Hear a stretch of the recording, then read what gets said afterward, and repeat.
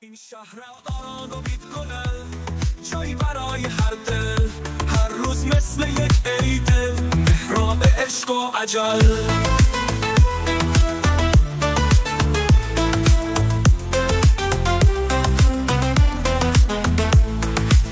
نخلای ساکت و پرجا زیر آسمان بی پایان، در یادم تصویر تو مثل نقش در قندیل، دریای شبهای آرام در روشنای ما، حتی عشقی مثل قصه ها در دل این شهر آشا. آه ای آرزوی من در این شهر خوشخبر، همیشه خواهیم بود ما در این شهر برادر.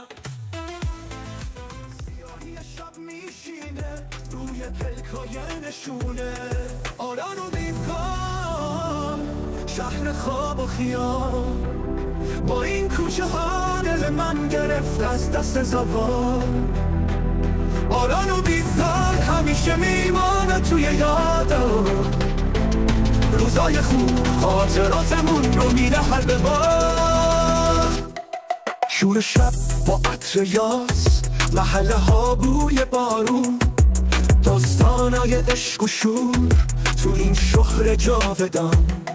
با صدای آب و پرنده زندگی میخندد از دله، این آرام و بی گل زیبا خاطراتو میگیرد در دل. آرام و بی‌گاه شهر خواب و خیال، با این کوچه ها دل من گرفت از دست زوال. آران و بیدار همیشه میمانه توی یادم، روزای خوب خاطراتمون رو میدهد به بار.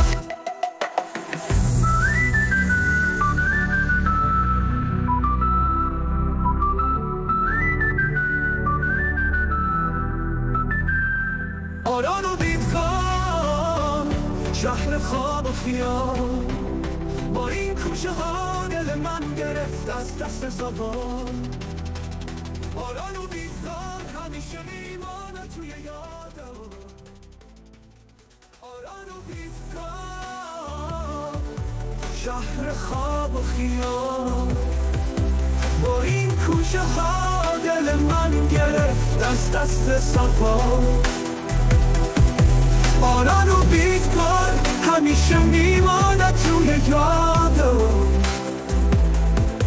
روزهای خوب خاطراتمون رو میدهد به بار.